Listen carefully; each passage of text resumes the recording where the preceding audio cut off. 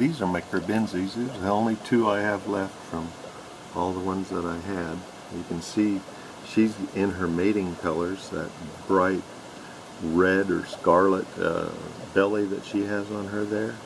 And this is the male. Isn't he beautiful? But coloration on the female is just really amazing. These are their breeding colors. These are not just how they look all the time. They are trying to decide how they're going to have their babies.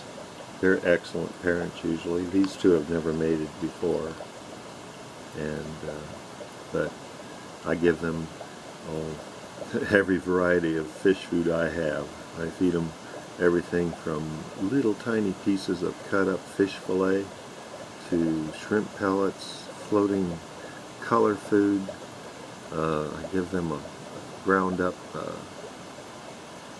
mixture of kale and leaf lettuce, hardened or thickened with Jell-O.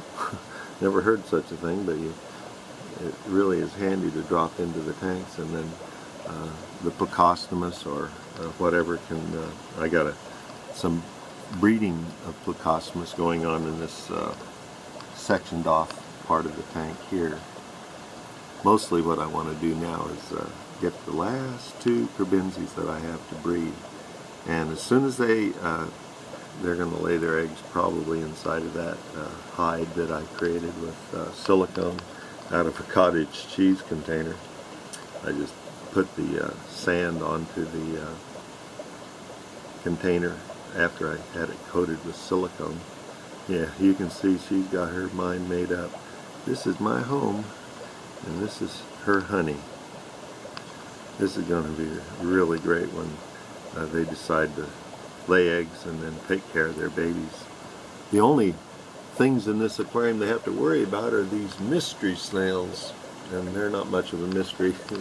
They can just peck at them and they'll just drop onto the ground and hide until it's dark. But like those beautiful fish. And like I was saying, this is an Ancestris Plecostomus breeding thing. And here too is an Ancestris Plecostomus breeding aquarium. And here are some of the little tiny babies that hatched day before yesterday. Well, they've been hatching for a while, but this particular aquarium is just going to be filled with baby Plecostomus in the next 2 weeks. Up here in the top you see a net hanging in the water, and that net actually holds Ancestris Plecostomus eggs that were knocked out of one of these tubes and onto the sand. And what I did, I'm artificially incubating them.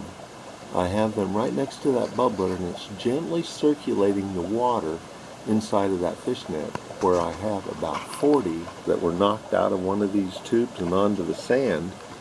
And what I did, I'm artificially incubating them. I have them right next to that bubbler, and it's gently circulating the water inside of that fish net, where I have about 40, I believe, fertilized eggs from Ancestris Plecostomus in there. And when they hatch, I'm going to release them down into the aquarium. Some of this mulm in the bottom of the aquarium would not be that good for raising baby, hatching eggs. They might get mold growing on them. I haven't got any methylene blue in the water.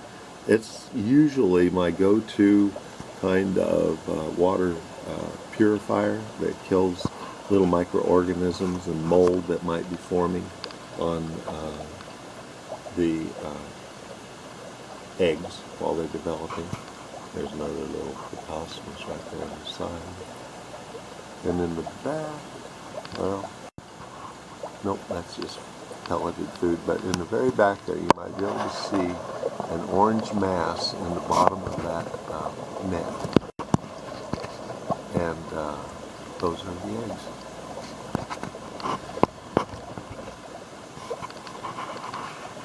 Well, I hope you enjoyed this little video update of my baby Plecostomus. Oh yeah, and I mentioned that I was successful in one of my previous videos on Syntontis petricola catfish. And here's one that I successfully raised.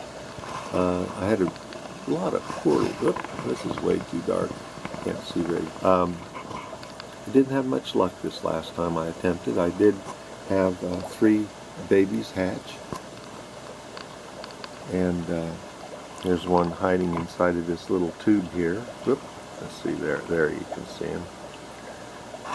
He's getting all the coloration of a petricola catfish.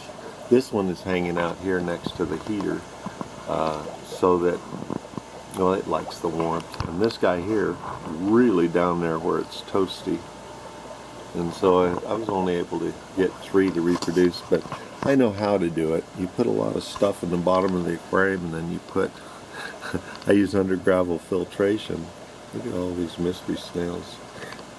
Under gravel filtration to do the nitrification of the ammonia that's in the water from the fish and waste products. And it's just an organically very alive aquarium.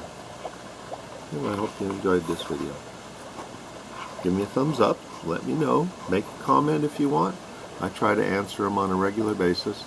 I don't make any money from my videos, so feel free to ask me anything you want.